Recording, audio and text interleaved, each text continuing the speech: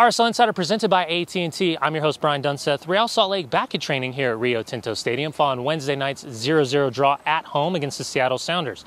The shutout saw the RSL debut of Kenny Mansali, Kwame Watson-Siriboe. Yeah, I was really pleased with their contributions and kind of got to a place where we just said we got to try something different.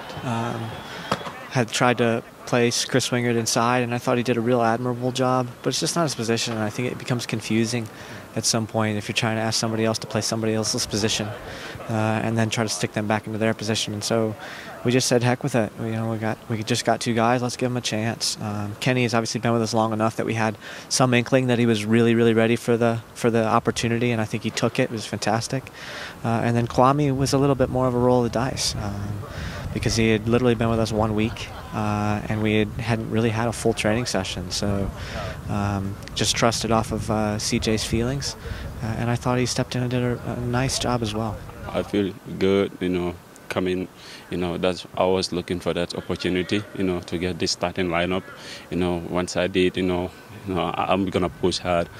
As for me, I just do little thing, but everybody say you do great, but for me, I'm just gonna push it, go higher, just do great. We got the shutout, but I think I did okay. I had good captains around me. I had Nick Raimondo behind me, guiding me. I had Nat Borchers right next to me, and I had, of course, our captain, Kyle Becker, right in front of me, always talking to me. And also outside on the wing, not really able to communicate with me well, but also Will Johnson, who continued to guide me forward and help me during the game. The attention now turns towards Saturday night. The Western Conference rival Portland Timbers coming off a 2-1 win at home against the San Jose Earthquakes, boasting the likes of Chris Boyd, Danny Mwanga, Darlington Nagbe in the attack. I think we're gonna keep the momentum like we did, the back line we did against Seattle.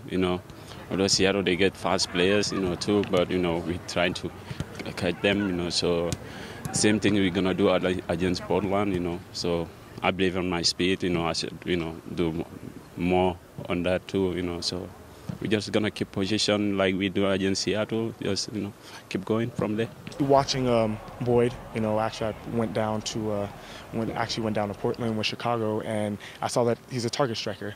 So when you see that, you need to be a little bit quicker. If balls are in the air, you know that he's going to try to hold you off, such as Jugba, and hold the ball and get the headers. But also you also see that he's a clinical finisher in the box.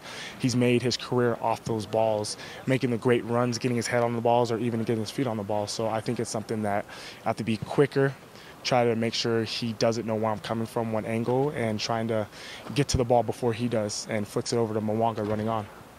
We've got to be very concerned with the players when they get the ball out in wide positions. I think Alassane, Nagbe, Alexander, Songo, these guys are all very good 1v1 dribblers. And so we've got to really get some help from our midfield and try to just keep them to the outside of the field, make them play service in from bad angles.